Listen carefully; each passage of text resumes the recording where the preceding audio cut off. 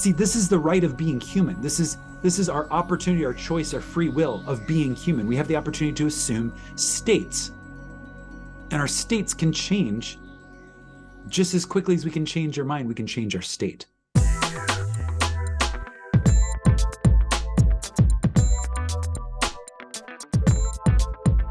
Welcome back to another episode of Daily Neville. I am your host, Josiah Brandt, and Daily Neville is all about breaking down the teachings of Neville Goddard, making them easy to understand, easy to digest, easy to apply in 20 minutes or less. Today we are continuing with Neville's famous book titled Your Faith is Your Fortune, and this is the chapter titled Whom Seek Ye? Now, in the last episode of Daily Neville, we also were in this chapter, and really what Neville was saying is he says, who are you looking to outside of yourself to save you? Who are you transferring your power to that is someone other than yourself? What is this obsession that modern culture seems to have with gurus or ascended masters or spiritual teachers or other people that are supposed to do it for you, that are supposed to hold and access and act upon your power for you? Neville says, don't look to anyone else. And he turns to the example that is given to us of the ultimate state, which is Jesus. And he said that even Jesus himself, in this psychological state, did not allow himself to be referred to as the good master, because Jesus knew that there was only one good and there was only one master, and it is the good and master that is within. So we're going to go ahead and dive right into the conclusion of this chapter, Whom Seek Ye? Continuing with Neville's words here, Jesus not only refused to permit himself to be called good master, he warned his followers, salute no man along the highway. He made it clear that they should not recognize any authority or superior other than God the Father. Jesus established the identity of the Father as man's awareness of being. I and my Father are one, but my Father is greater than I. I am one with all that I am conscious of being. I am greater than that which I am aware of being. The Creator is ever greater than his creation. I just love this idea here. This I and my Father are one, but my Father is greater than I. I am one with all that I am aware of being, but I am more than what I am currently aware of being. This is infinity contained in the mind of man. And the mind of man is only expressing the current arrangement of its state of being. But the state that we are in right now is temporary. It does not have to be permanent. We can choose to move states, and this is the source of our personal power. Our personal power is our choice of the state that we make manifest through our awareness of being. Who are we aware of being? What is that state? What is that belief system? All that a man believes and consents to as being true of himself and others, that's the state of being. So what state are we in right now? That's the question that is begging to be asked. And we have the opportunity to claim our creative power by choosing a new state of being at any moment of time. Creator is ever greater than his creation. The Creator, the I am within us, is ever greater than any particular state of being that we are associated with right now. Continuing with Neville's words, as Moses lifted up the serpent in the wilderness, even so must the Son of Man be lifted up. The serpent symbolizes man's present conception of himself as a worm of the dust, living in the wilderness of human confusion. Just as Moses lifted himself from his worm of the dust conception of himself to discover God to be his awareness of being, I am hath sent me, so must you be lifted up. The day you claim, as did Moses, I am that I am, that day your claim will blossom in the wilderness. Now, if you remember this scriptural story about Moses lifting up the serpent in the desert, all that gazed upon the serpent were healed. And this is, in Neville's words here, says, this is man's present conception of himself. So to lift up the present conception of self is to be healed. Incredible metaphor and allegory happening here. Continuing with Neville's words, your awareness is the master magician who conjures all things by being that which he would conjure. The magician becomes the conjured thing. And that is how the magician conjures it, by being it, by actually giving it life. This Lord and Master that you are can and does make all that you are conscious of being appear in your world. No man or manifestation cometh unto me, save the Father draw him, and I and my Father are one. There is no second cause. This is what we mean when we say that. First cause. There is no second cause. There is no one outside of me that makes things happen to me in my life. It is only my state of being, and I and my Father are one. So my awareness of being, I am one with that awareness of being, and no manifestation happens in my life except my awareness of being produce it, call it, evoke it, conjure it, to use Neville's words associated with the state of being the magician. The Lord, this Lord and Master that you are, can and does make all that you are conscious of being appear in your world. No manifestation cometh unto me, save my Father draw him, and I and my Father are one. You are constantly drawing to yourself that which you are conscious of being. Change your conception of yourself from that of the slave to that of Christ. Do not be embarrassed to make this claim. Only as you claim, I am Christ, will you do the works of Christ. The works I do, you shall do also, and greater works than these shall you do, for I go unto my Father. He made himself equal with God and found it not robbery to do the work of God. Jesus knew that anyone who dared to claim himself to be Christ would automatically assume the capacities to express the works of his conception of Christ. Jesus also knew that the exclusive use of this principle of expression was not given to him alone. He constantly referred to his Father in heaven.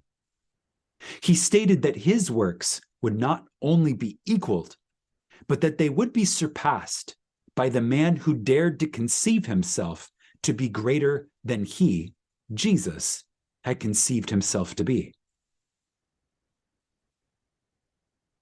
Jesus, in stating that he and his Father were one, but that his Father was greater than he, revealed his awareness, the Father, to be one with that which he was aware of being. He found himself as Father, or awareness, to be greater than that which he as Jesus was aware of being. You and your conception of yourself are one. You are and always will be greater than any conception that you will ever have of yourself. Man fails to do the works of Jesus Christ because he attempts to accomplish them from his present level of consciousness. You will never transcend your present accomplishments through sacrifice and struggle. Your present level of consciousness will only be transcended as you drop the present state and rise to a higher level. As a famous person once said, a problem cannot be solved from the same level of consciousness as that which created the problem. Only through an ascent in consciousness can a problem be solved. And Neville is essentially saying the same thing here. He's saying your present level of consciousness is transcended once you drop the present state and rise to a higher level. Now, just on a note of being very pragmatic about these teachings, there is an application of this that you can do every single day. And honestly, you're exhorted to do it every single day. You're commanded to do it every single day if you are to embody this state. And that is to feel yourself to be the central character of the scriptures. To literally place yourself in a state of awareness where you understand that the Bible, and really all holy scriptures, but in this teaching we're focusing on the Bible, are individually true just as they are collectively true of the one that is all of humanity united. They're individually true of you. They're individually true of everyone, but they're individually true of you. And to connect with this idea that I am the central character of the prophecy. The I am that I am has been prophesied for thousands of years as having a second to birth, this birth from above, or this birth of the awareness that I am the one that the story has been told about, and that I'm going to give life to that individually. That's the esoteric secret that has been hid from the ages. It has been locked up and hidden away. And the time is no longer for these things to be hidden away, but rather for them to be revealed. And it's exactly why we do this every single day. We come back and we talk about this every single day. But to make this extremely practical, I invite you to sit in meditation in the feeling that I am he. Now, that's not a gendered statement. I know it sounds like it because our English language is limited in that way. But it's I am the one. I am it. Well, I am he. I am the one. I am. I am that. I am this. I am the only. I am the ever. I am the eternal. And I am now. And to sit with that and to allow the energy of that to begin to plant, nourish in your garden. You can nourish that planting in your garden by sitting in this energy, understanding that what you plant in the garden of your mind, the garden of your awareness, the garden of God, will inevitably bear fruit, particularly when you nourish it with the life that you give it, because you are a life-giving spirit. So you nourish that state through your attention and your awareness of it, sitting in the silence, understanding that I am, and feeling what that feels like when you know that it is true.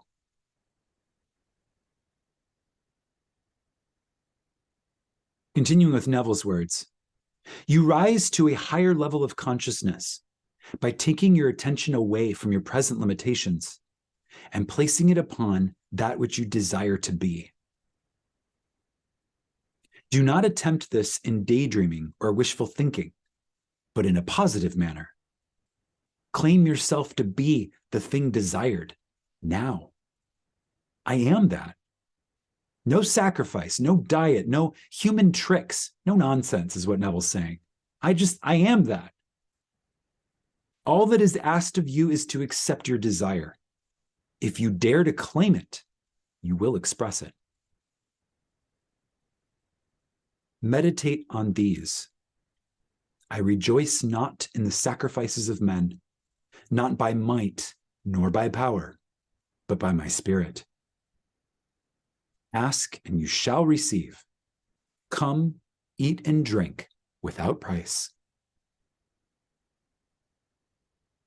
The works are finished.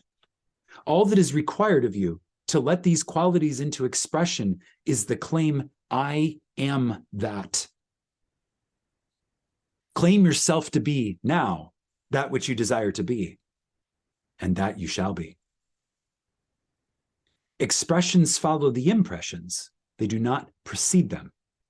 Proof that you are will follow the claim that you are. It will not precede it. Meaning, don't look to the external world for hints as to who you're supposed to be. The external world is not the cause. I am is the cause. You have the right to choose what is born, the right of birth. And you get to give that by choosing the state that you will animate. And anything that shows up in your external world is going to be in relation to the state that you assume. Final thoughts here with Neville. Leave all and follow me is a double invitation to you. First, it invites you to turn completely away from all problems. And then it calls upon you to continue walking in the claim that you are that which you desire to be. Do not be a Lot's wife who looks back and becomes salted or preserved in the dead past. Be a Lot who does not look back, but keeps his vision focused upon the promised land, the thing desired. Do this, and you will know that you have found the master magician, making the unseen the seen through the command, I am that. That's where it starts, making the unseen seen through the command, I am that. It starts with a movement of energy. It is futile to readjust anything in the 3D material world until you've changed your state. You have to change your state first. And you don't do this through wishful thinking or thinking of it. Neville's very clear upon this point. It is not enough to simply think of it.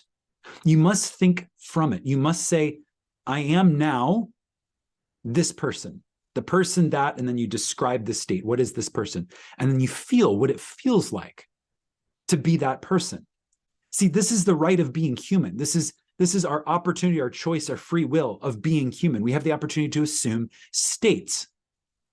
And our states can change just as quickly as we can change our mind, we can change our state. So we choose the state that we desire to inhabit, and we move into it, and we say, okay, I'm now this. What does my world look like? And you begin to move the energy in your mind by starting to see things filtered through the new state. Neville's very clear that we have to remove all attention from the problems of the past state.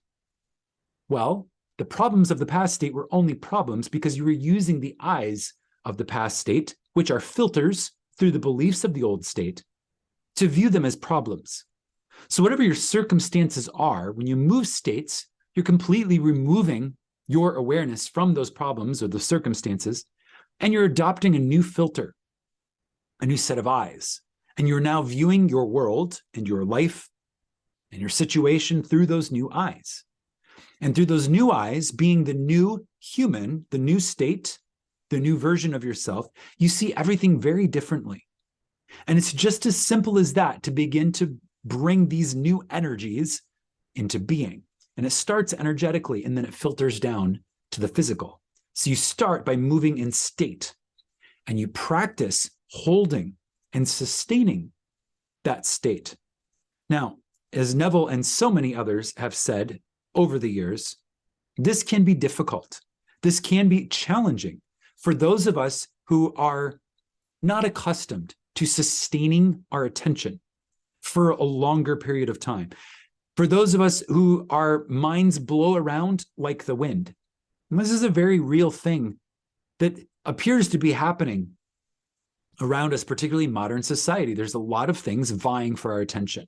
And so this is why, if you're going to be this master magician that Neville speaks of, one of the skills to develop is that of sustained attention.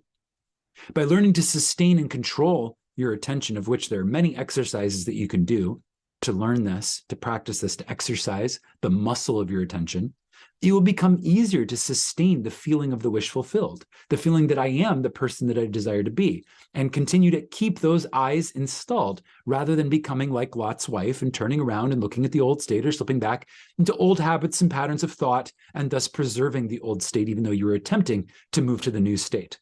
No, we must keep our eyes on the promised land.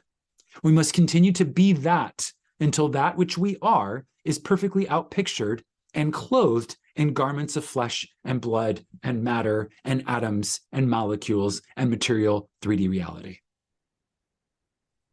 That is the mission that we are all on. And I thank you for joining me for this episode of Daily Neville. In the next, we will continue to the next chapter of this book, Your Faith is Your Fortune, titled, Who Am I?